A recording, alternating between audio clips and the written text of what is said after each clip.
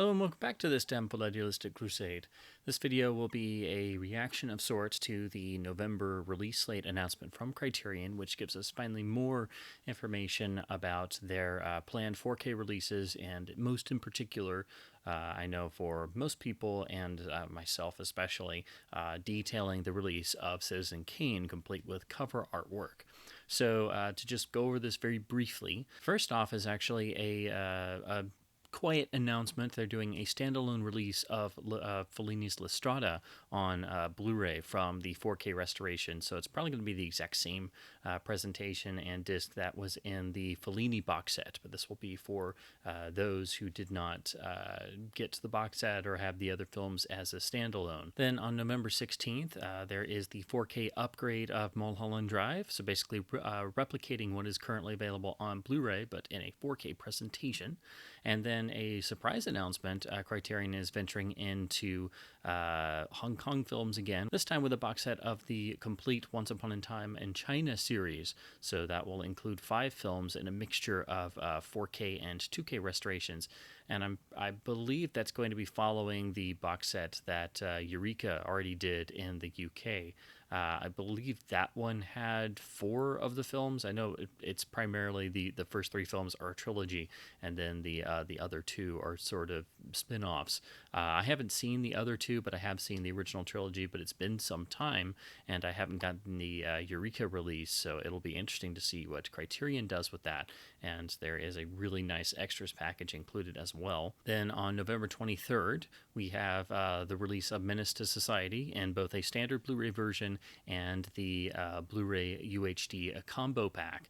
And Criterion has also posted what the sort of pricing is going to be. It does look like the pricing overall at the original retail MSRP is going to be $10 more than your standard Criterion Blu-ray. So the standard Blu-ray retail is $39.95, and it looks like the standard 4K releases are going to be $49.95. But of course, it's very helpful that if things go according to how they usually do, that November will be the time for the second annual Barnes & Noble half-off sale. So that's what I'm really hoping for, because I really would like to jump into some of these new titles, of course, Kane being the primary one, and getting them in half off is definitely a great help, particularly when you're looking for the 4K versions, and there's that extra added $10 expense. And then, speaking of that, the same date as Menace to Society, we have the 2 releases of Citizen Kane, one being a standard Blu-ray version, and then the other adding a UHD presentation and a $10 premium for that. However, this release will actually be 3 Blu-rays and 1 UHD disc, so it will be a 3 Blu-ray set or a 4 disc with 3 Blu-rays and 1 UHD release. So it's said to be a digipack, so I can only assume this will be a more deluxe package, and it will probably resemble one of the smaller Criterion box sets. So of course it does carry a premium price for that reason. So the standard Blu-ray will run $49.95, and then the UHD version will run $59.95. So that is simply because the increase for the UHD disc, and on top of the increase for it being a 3 Blu-ray set, I presume with 2 Blu-rays entirely devoted to extras. So to go over those extras very quickly, because again, this is what I've been waiting for ever since Criterion announced their Kane edition, and it does look like a very interesting extras package. So we have a brand new 4K restoration of the film. It is credited as a brand new process with HDR and a Dolby Vision grade, which is a very welcome surprise with classics titles on HD and the UHD realm. It is unknown whether they will always get an HDR grade, and of course, with Kane, that can yield all kinds of amazing visuals. But then, of course, we're still pretty early in the realm of HDR grading, and on classic titles especially, particularly since none of the principal crew or creative personnel are with us anymore, it then becomes a very delicate balancing act. So it'll be interesting to see what that results in, and of course on the standard dynamic range presentation on the Blu-ray as well. But it will be apparently a new presentation over the old 4K scan. Superman that Warner Brothers did on, or I should say for the Blu-ray release in 2011. Then it's got apparently 3 audio commentaries, a brand new 2021 recorded track with the scholars James Nairmore and Jonathan Rosenbaum, who is no stranger to Wells fans. And then on top of that, it will retain the 2002 Warner Brothers DVD commentaries from Peter Bogdanovich and the great Roger Ebert commentary, one of his handful of really great commentaries that he did during the DVD era. Then it will include the 1991 documentary The Complete Citizen Kane, which is a feature-length BBC documentary, which is not often seen over here. I know I've seen it at some point, but it was many, many years ago. Then there will be new interviews with critics Farron Smith-Neame and scholar Raquel J. Gates. There's a new video essay by Robert Carringer, who actually did the original essay on the original Criterion Laserdisc releases. So I presume this will be a brand new, fully updated version with all kinds of new information, probably pulled from one of his many great books on Wells. And of course, he has an entire book on Kane. So that is a perfect fit for this. This one seems really interesting. There's going to be a new program on the special effects, and it's going to be by Craig Barron and the great Ben Burt. So Kane is not often regarded, as it should be, as one of the great special effects films. It is ridiculously inventive and is full of matte shots, trick photography, glass shots, diopter shots, done so well and so intricately that you really wouldn't notice them unless you're specifically looking for them. That is why it is perhaps the single most rewarding film to ever rewatch, because you can watch the film and go frame by frame, and you always learn something new. Every time you come back to the film, you learn something new. There's always some new facet there. It is a maze to follow as you watch it. You can see it 1,000 times, and you still haven't uncovered everything.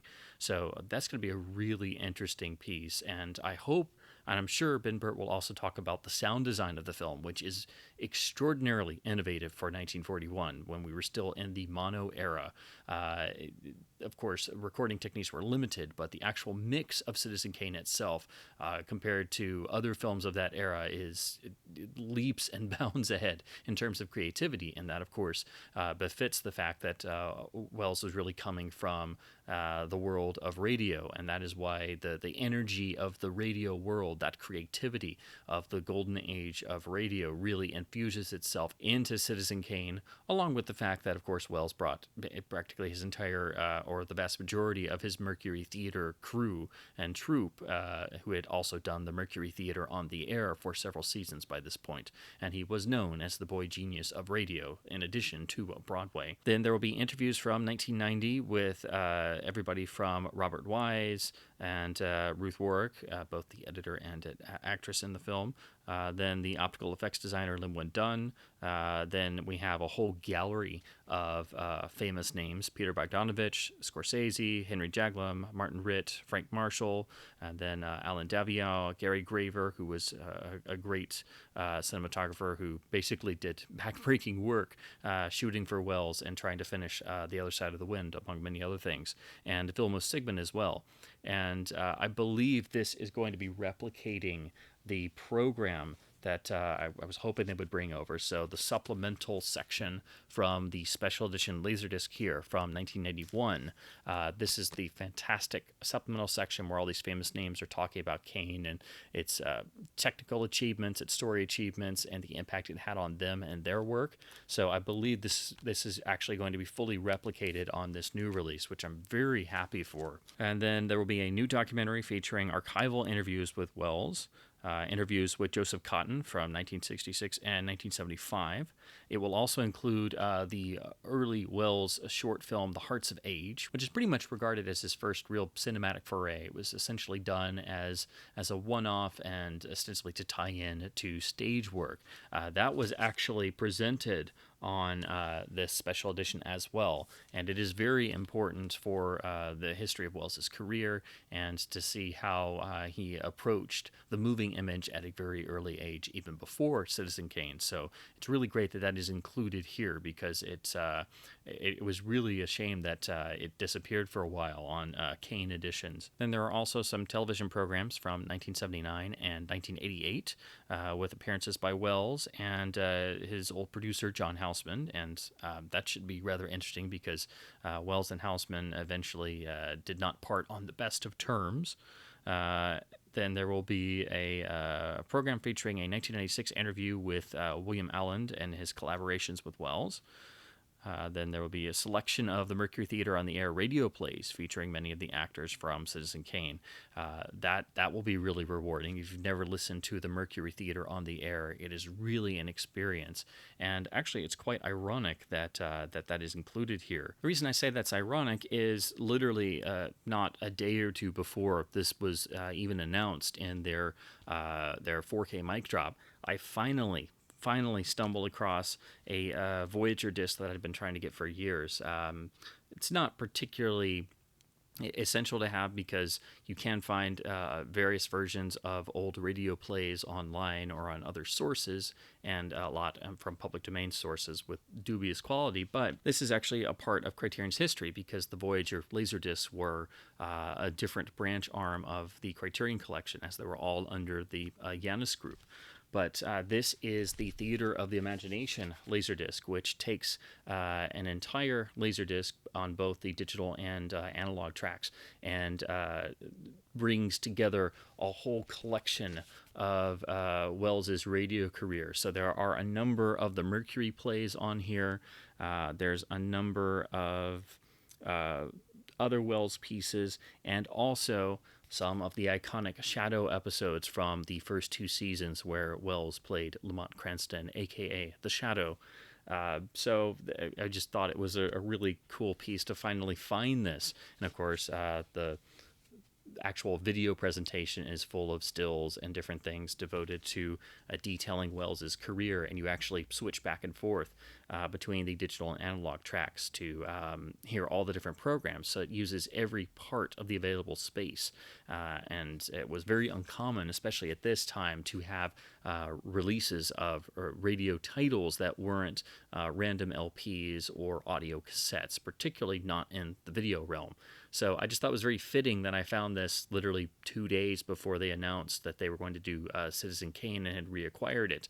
And now that the extras include some of the Mercury plays, it's very fortuitous that I finally stumbled across this. And then lastly, the extras package is rounded off by the original trailer, which itself is iconic and needs to be studied as a fantastic trailer that is atypical for the period. And then it says deluxe packaging, including a book with an essay by film critic Bilge Ebri. I hope I'm pronouncing that correctly.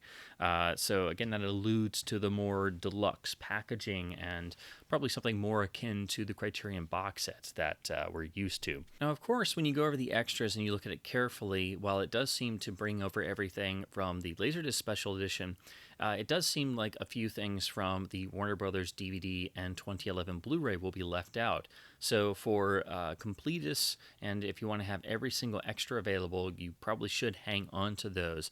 Notably, it does not include the PBS documentary, The Battle for Citizen Kane, which in terms of information is kind of hit or miss, and I'm sure all that information is going to be gone over in the other extras. But if you want to retain that, you will have to hang on to the Warner Brothers releases.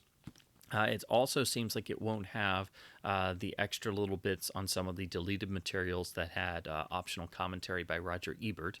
So that means you should definitely hang on to your Warner releases. It also means that here in the limited set, it also included the HBO telefilm RKO 281, So that will not be included. And that, again, it's not exactly essential. It does sort of play with history a little bit, but it's I guess a fun little part of the Citizen Kane mythos. So again, if you have the older Warner Brothers releases, or you want all of the old extras, it is definitely advisable to hang on to your old copies. The later Blu-ray repackage of this had already dropped the PBS documentary and the HBO film, so you'll only get those here. If you have the old 2-disc DVD with that god-awful Lowry digital transfer with the horrendous DNR and digital tomfoolery from the DVD era, that has the PBS documentary and the commentaries and all the other featurettes. So if you hang on to that, then you'll have the majority of stuff outside of RKO 281 that is not carried over to the Criterion version. So if you don't have either of these, I'm sure the price of this will probably go down now for the limited Blu-ray set, because this has been quite pricey. But now with the Criterion announcement, I'm sure this will go down, so you can probably pick this up for completeness sake. And the original 2-disc DVD you can get for nothing. I'm sure probably size dimensions wise, the new Criterion will probably be similar to this in terms of thickness and overall size, because this is very comparable to the smaller Criterion box sets in terms of the standard ones for like anywhere between 3 and 6 or 8 discs, as opposed to the much larger Bergman or Fellini box sets. So that would be my guess, is we're probably going to see something around this size dimension, but it does indicate a digibook, so I'm sure it's going to open up and have more imagery inside. Now, I should mention the very large elephant in the room, which has already hit the rounds online, and I'm sure everybody here is already well aware. The cover art has been revealed, and Criterion has gone with their typical, for this era, stylized design, and they've taken essentially the letter K from the iconic sort of neon white Citizen Kane opening title card. And so the cover is literally just the K with the Criterion logo in the corner. And a lot of people have complained about it already, which I understand. I understand what they were going for. While myself, I don't think it's the best cover in the world. And of course, the K, it makes the inference that this is, in the Criterion entering 4K. So it's sort of like putting 4K on the actual disc cover itself, which I get in sort of a cheeky, jokey way. Personally, I think there are two alternatives they could have gone with that probably would have been a bit better. I think it would have been great to just simply had the actual title card, Citizen Kane, the way it is presented in the film, with the sort of neon-looking letters in white on black, and just had that, and that boldness just reach out at the viewer looking at it on the shelf. The other, if they did want to have just the singular K, I think the better option would have been to take the large K from the opening and closing of the film on the gates of Xanadu. When we see the first images from the film, when the camera pans over and we get the close-up of the K with Xanadu in the misty background up on the hill, it's very ominous, and I think they could have used that image and then maybe put Citizen Kane, the title in the upper corner, or something like that. But this is merely speculation. Warner did something like that on the booklet that's in the limited Blu-ray here, and if you look, they actually did a mock-up of that. So they took the K and they put Xanadu in the center, and they made this sort of dual gate on the opening and closing of the book itself. And then they actually put Wells's name and Citizen Kane inside there. And this is merely just me spitballing. I don't particularly mind the cover, but it's definitely not very impressive. I get the idea. I get what they were going for, but for it being such an iconic film and such an important title, It seems like maybe it was not exactly the choice to go for. Kane has had a variety of different covers. Most of them on home video are always taking a still from the major political speech where Kane is in front of the giant banner of his face. But basically with Kane, you could take any still frame from any part of the film or one of the iconic studio publicity photos of scenes that were never in the film, such as the shot of young Kane standing on top of all of the stacks of newspapers that you see a lot of places. But you could basically take any Kane image and just put a Criterion logo in the corner, and that's your cover. So they could have gone that route. There's really no way to go wrong, but it's definitely a minimalist type cover. I used to have the Warner Brothers 2-disc DVD, but I got so sick of the transfer. When I got the Blu-ray, I actually gave that to somebody who had no copy of the film because, any copy of Kane is better than no copy at all. And without a copy of Kane, you really are not complete in life, I feel. But here is my original tape I grew up with. This is the 50th anniversary tape from 91 from Turner Home Entertainment, or Warner Brothers, with the nice gold foil and nice, simple enough presentation. And this is pretty much the same sort of restoration process that was done for all of the Turner Home Entertainment or Warner Brothers releases and the 1991 Criterion Laserdisc Special Edition reissue. But this still holds up rather well. Of course, this one is tied for my favorite cover. This is the Special Edition LD again. This uses the original poster, but in black and white, and it just looks beautiful. And I think this is really a great way to go if you're not going to use a still from the film. Original poster art is really how you should always work with this. And of course, this has the extras section, which is pretty much going to be replicated on the new 4K release, which is really great news because these materials have not been available since this point, and they're all really exceptional. And you have the all-important inclusion of the Hearts of Age. And of course, Robert Carringer will be redoing his original video essay piece that was also replicated on here from the original Spine #1. But this is still probably my favorite package of all. And of course, I showed this in my last video, but just so if you haven't seen that one, this is one of Criterion's beautiful trifolds that, of course, is beautiful to look at, but it is very unwieldy. So give you a shot of this. And of course, the interior panel is giving you the credits and chapters for all of the interviewees in the Legacy of Kane section.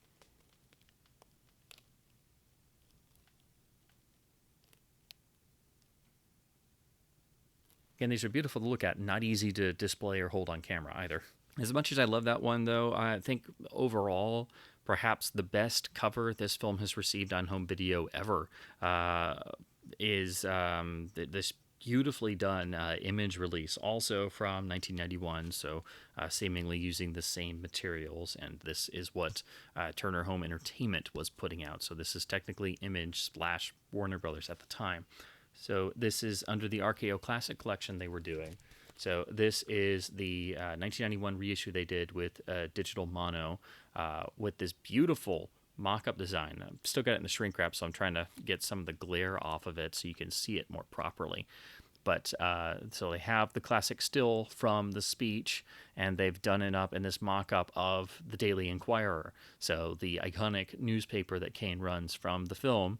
And then here in this newsprint, this is actually talking about the film on the front jacket.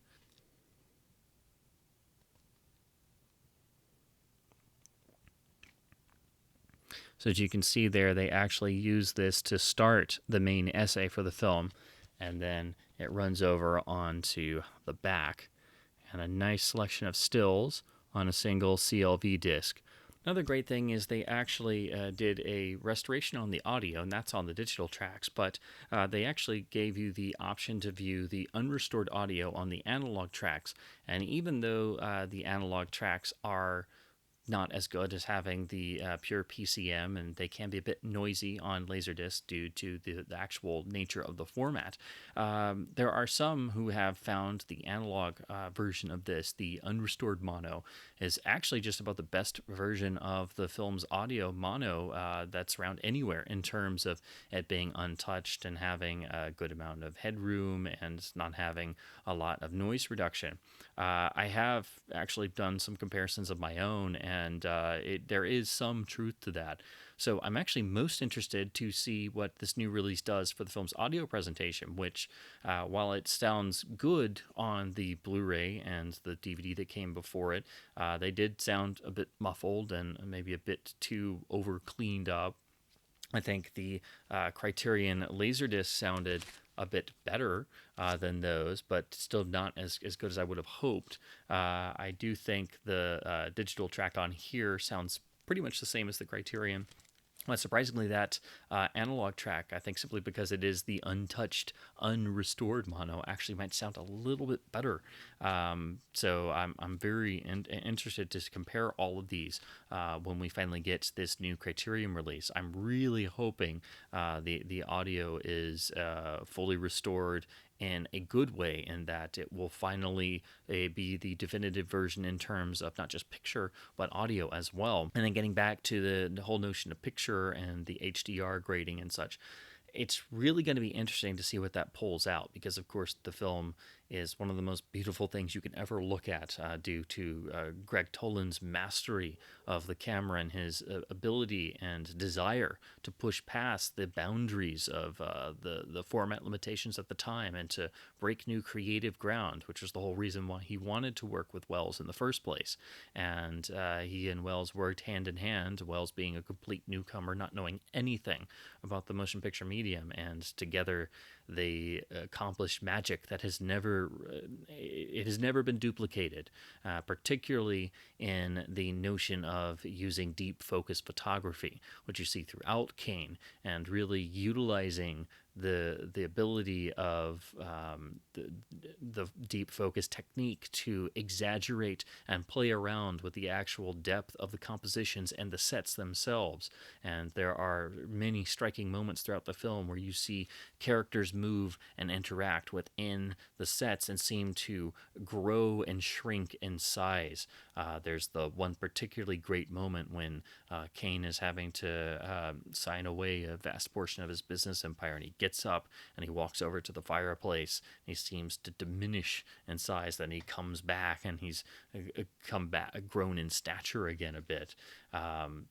Many other moments, such as Susan Alexander Kane sitting in front of the grand fireplace on the floor doing her jigsaw puzzles, being practically dwarfed by the surroundings of Xanadu, and everything falling off into just blackness, which just makes it feel like this abyss inside the great mansion of Xanadu. And Wells would carry on these ideas into his other films. Unfortunately, Greg Toland was not able to shoot The Magnificent Ambersons, but Stanley Cortez definitely was most likely directed by Wells to try and do as much like Toland as he could. And there are many moments in the surviving butchered studio version that hint at Wells trying to replicate his work with Toland and the rapport that they had. But I really think that was the sort of rapport Wells was searching for with another cameraman for the rest of his career, and maybe never quite achieved that same perfect hand-in-hand balance. It is really one of the great director-cinematographer partnerships in the history of the medium, which of course goes down to the fact that Wells shared his directing credit with Toland, which was and is still now a practically unheard of honorific, and completely deserved. And of course, it will be amazing to see the incredible set design right down to the visible ceilings and in full HDR and with the brand new 4K transfer. It'll be really interesting to see how this new Blu-ray compares with the 2011 Warner Blu-ray with its 4K transfer. with all these credits, at first I thought it was just going to be the Warner transfer reused, maybe with an HDR grade put on it, but that's not really something that's easy to do after you have a 4K master. You can't just literally go in there and do an HDR pass on everything and expect it to work perfectly. You really have to do it from the ground up if you're doing it correctly. So that, of course, makes sense why they would do a new process. It's also perhaps feasible that they may have discovered a better element to use, because the original negative for Citizen Kane is thought lost or thought perhaps destroyed in a fire. There's a number of stories or rumors, but there is no original negative to work from. So it's really whetted my appetites further, as if they weren't already. I'm sitting here just like, is Barnes & Noble open yet on November 23rd? And of course, hopefully it should be during their second, I should say their second of their annual sales. So hopefully that November 23rd date lines up so we can all go in and get Kane while it is half off, which definitely helps the wallet take that 4K punch. It is good, though, that it seems that Criterion's 4K pricing is going to be pretty much on par with what they're already doing. It seems like overall it's just going to be a $10 difference for the UHD version over the standard Blu-ray price. But Kane is, of course, going to be a bigger, more box set style release, which, of course, makes it $20 over the usual Blu-ray release standard in terms of pricing. So that's it for this particular video. Again, it was just me going over the release slate announcement for November. That, of course, means that the other 4K titles announced will be coming in the next few months. So that means we'll have to wait a little bit longer for the Red Shoes in 4K, for example.